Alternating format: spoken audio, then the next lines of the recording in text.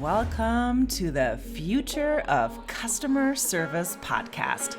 I'm Andrea Paulton from Inbenta, and I will be interviewing customer support and service professionals to see what is currently working well, what issues they're trying to overcome, and the future success of customer service. Hello.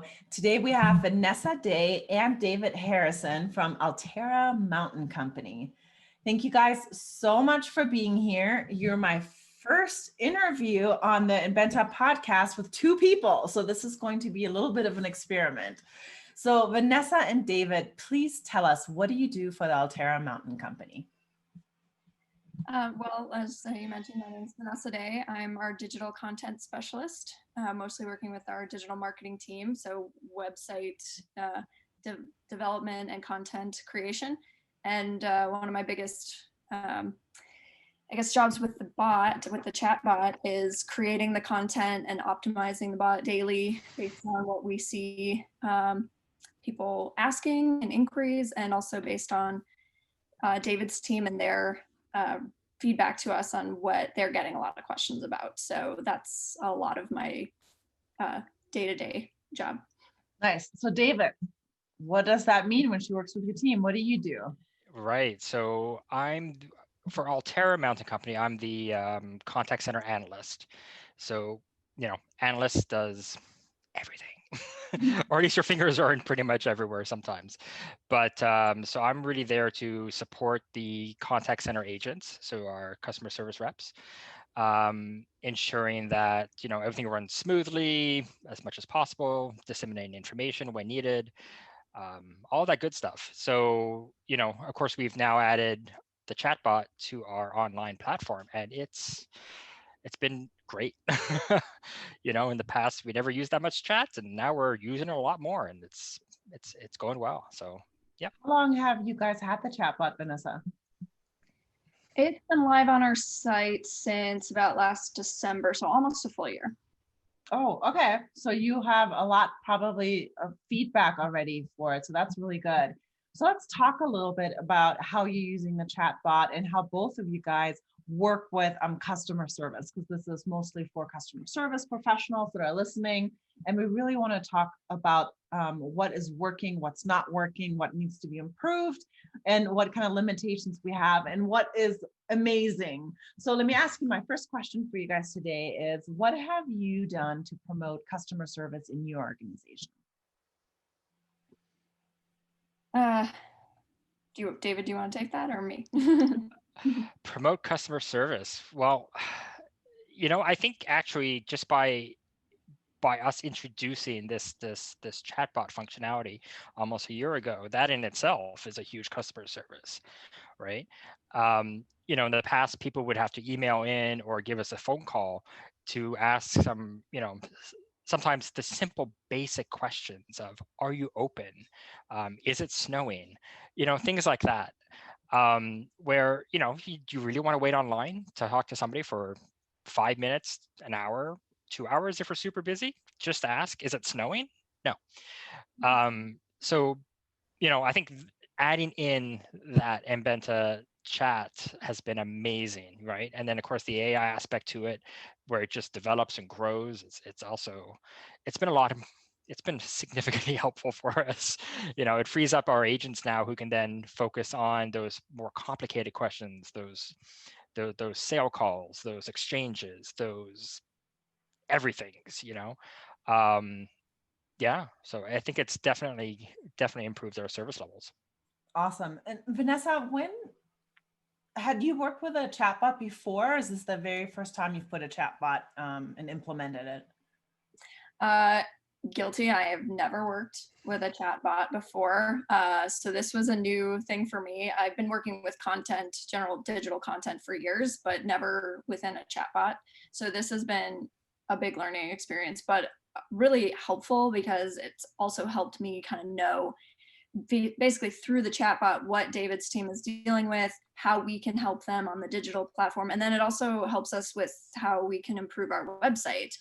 Because if we can make some things better digitally, that maybe would even avoid someone having to even ask the bot a question. If we can make it clearer on the website, we can do that. So I've actually been bringing some of the things I'm seeing people ask in the bot to my boss and our superiors to say, can we test a few things? Can we change some layouts? Maybe move some things around, word things differently so that it's a little clearer. So it's actually helping us really dive into the user mentality so that maybe we can do some better things with the website design and content based. So I think overall that's really going to help our customer service as well, because it'll just dive deeper into what people are looking for.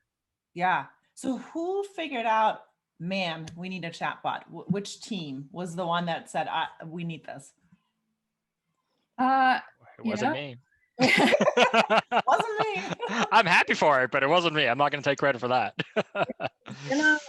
I think kind of a process. We started with our social media manager doing just a bot on our Facebook page, and it was actually my director who thought, well, can we do something like this on our main website, the one where we're getting so much traffic and so many questions?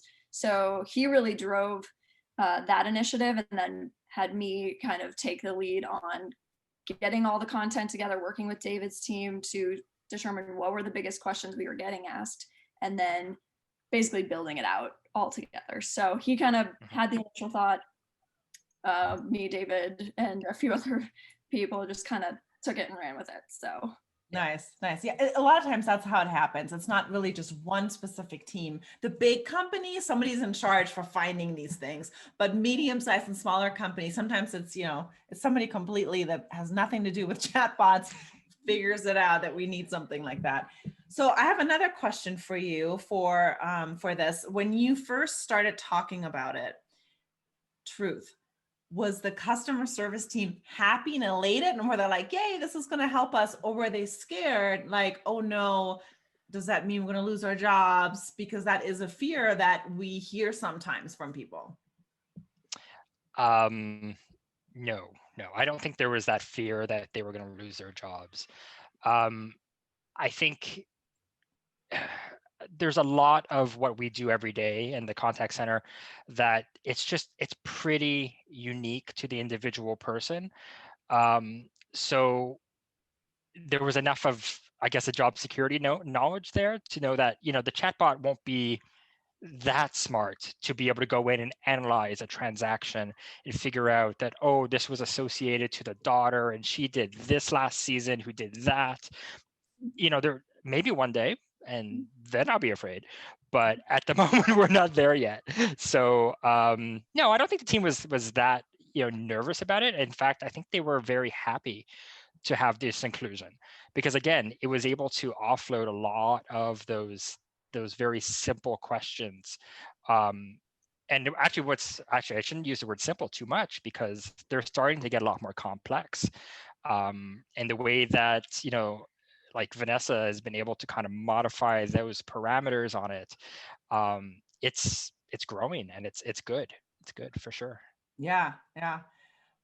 Let me ask you about your company and resources, because almost every company is strapped with resources, either not enough people, not enough budget, not enough bandwidth, time. What are you guys doing to figure out, especially right now during COVID? I mean, I don't know if you have more or less resources during COVID, because some companies actually have more time now, and a lot of them have less time and less staff. How are you guys dealing with any lack of time or resources that you may have? Well, I know on digital, I mean, we have a small team as it is, so it's a little tough. So I'm pretty much the only one who's doing any kind of bot maintenance or optimization. So there are days where I don't even have time to check what's been going on in the bot. If I know we've got a big launch that day or a big announcement, I make sure I'm on it, because I know some things will come up. But yeah, there are definitely days where just the schedules just don't allow for me to be checking it all the time. Luckily, there's been some slow time, so it's not as big of a deal, but it would be nice every once in a while to have someone else to be able to go in there and check it for me, make sure it's working, giving the answers it's supposed to. Yeah. I think we all want that assistant. Me too. But yeah, come on, just anything, right? But I think with the whole COVID world, every company is being that much more fiscally responsible. I think that's probably the right way to say it. I think if as a company you're able to pinpoint areas of growth where you can gain efficiencies, then yeah, for sure, you should definitely be looking at that. And don't be necessarily afraid of the price tag that might incur, because if it's a good product and you're doing it for the right reasons, then it's worthwhile to invest. But I think the gut reaction is that, oh my goodness, COVID is closing the world. So you just close your accounting and you don't let anything in or out anymore. Like you just barricade it. And you can't run your business that way either, right? So, you evaluate and you see what you can do. But if you can see the value in a product or a new process, then yeah, you should definitely explore it. Yeah, it's been definitely interesting.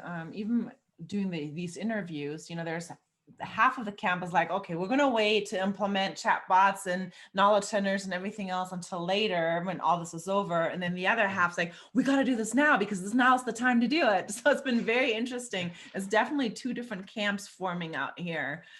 So glad that you're in the camp that says, let's do it. Camp to be in. All right, let me. I mean, Oh, go ahead. Sorry, Vanessa. Oh, no, it's fine. I was just lucky that we had implemented this before everything kind of shut down. So we already had it in place, a system in place. So that was very helpful. And I do think, with COVID, us having this tool has been very helpful because we've been able to use it to kind of frontline, like basically push that information about COVID to the front. So people are just clicking on it right away in the bot. So it's been a great way for us to get that information to them. Even if they're still asking more and more questions, we can at least address it right away. So we've been using the bot for that. So that's been helpful. Yeah, your timing was impeccable because you said it was about a year ago and what we've been dealing with this since February. So your timing was good. You implemented it, learned it, used it before everything went crazy. All right, let's talk about your contact center. How do you measure success in the contact center? Success in the contact center. I think we've got our basic metrics and KPIs that everyone kind of looks for is, your average handle time, your talk times, your abandonment rates. I think those are pretty generic that are out there. But for me, what we really want to focus on is just almost one call resolutions. If it gets complicated and it takes 20 minutes to respond to a call, well, then you take 20 minutes to respond to your clients because that's what they need. You don't want to just, shortchange them and, next. So, I think it's that sort of thing. And of course we do surveys at the end, randomly throughout to kind of make it as neutral and generic as possible. And we're getting good results. So, I would say that, it's kind of where we're kind of focusing on. You get the occasional 1-hour phone call and you're just like, what were you talking about? And they're like, oh, life stories. And you're like, I can help you with that. I'll teach you how to call handle that. But there you go. But, if, that happens every once in a while and you make that client super, super happy and, they're loyal to you for a while. So. Yeah, that's awesome. Yeah. That's awesome. So do you really spend sometimes an hour on a call with somebody? I can. Yep. Wow, that's awesome. Yep. After that, you're like, okay, I'm going on my break. Yeah, that's really good that you take that time and then you really do make your customer feel special because that's really awesome. A lot of people don't do that. They'll try to get you off the call. Right. So I think one of the good things is that, we've seen a dynamic shift with our contact centers where, when I first started in the business, it was a sales center, right? Every call, you need to convert that into money. But that was before even websites were all that important. So forget chatbots. We didn't have websites. So it's switched a lot now, right? So more people are comfortable working themselves either online, through an app, through the bots. So, agents are now becoming much more of a service-driven kind of enterprise, right? So yeah, for sure. You can't have a 3-minute conversation, and hopefully fix everything, because it's chances are, they try to fix it themselves online. You know, most people try to do things before they call someone. So, if that's happening, then that's the way it is. So there you go. Yeah, that's good. That's good. Working from home, huh? Mhm. For those of you guys that are Working from home. I'm waiting for my cat to jump up, but that yeah, didn't happen. those of you guys listening on the podcast, we are also recording this on a video, and we have dogs, cats, people, everything running around right now. My dogs have not barked yet, so thankfully. So Vanessa, now that you've dipped your toes in the artificial intelligence world and now you're a chatbot expert, what is your idea about artificial intelligence and how is that going to change the future? Let's think big.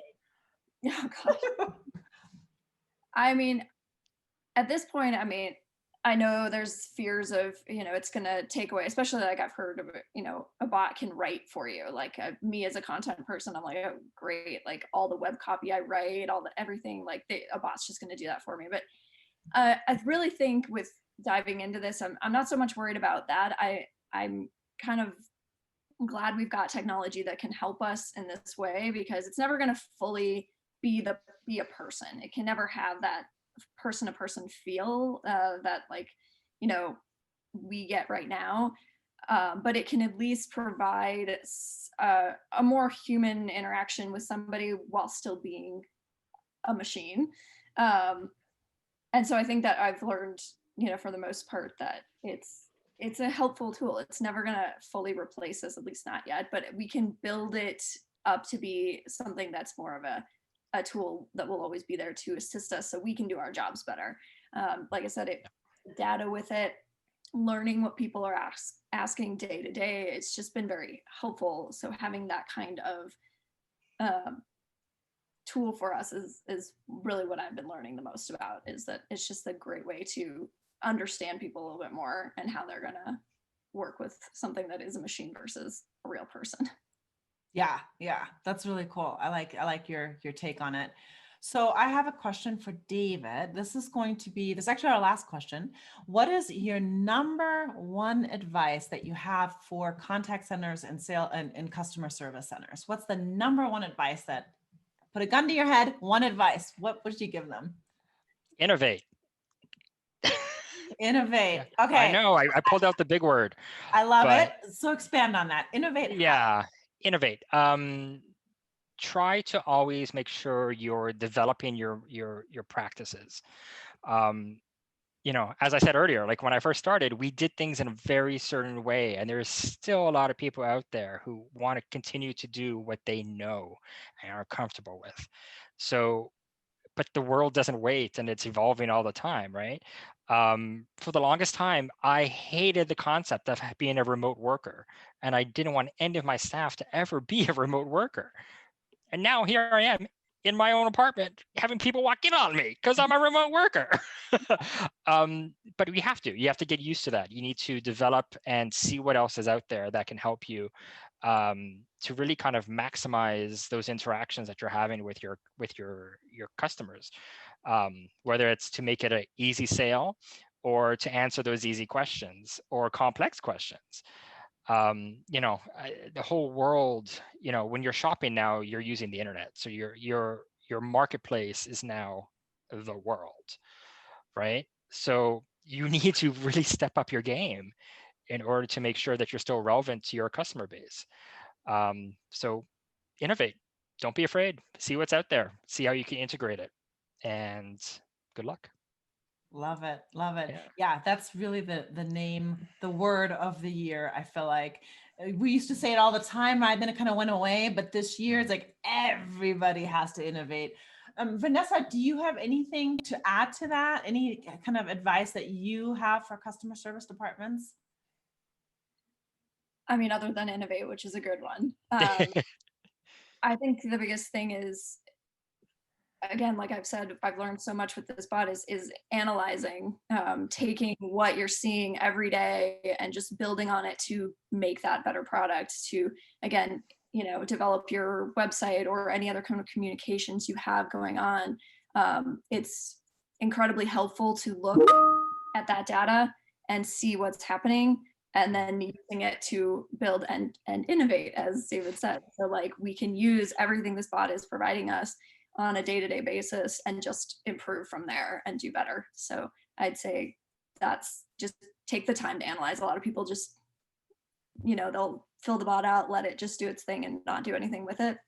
I am in there every other day, changing things, updating things based on what I see. So taking the time to analyze and read through conversations is very important to see what your customers are wanting and asking. Yeah, so true. Because then you can only optimize after you really analyze, see what's working, what's not, and then making it better and being innovative. All right, guys. Thank you so much, Vanessa and David, for being here. I really appreciate your time. Yeah, Very welcome. Thanks so much for tuning in. This podcast was brought to you by Inbenta.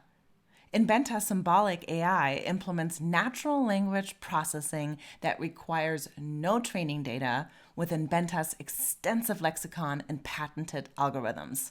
Check out this robust customer interaction platform for your AI needs, from chatbots to search to knowledge centers and messenger platforms. Just go to our website to request a demo at inbenta.com. That's INBENTA.com. And if you liked what you heard today, please be sure to subscribe to this podcast and leave us a review. Thank you.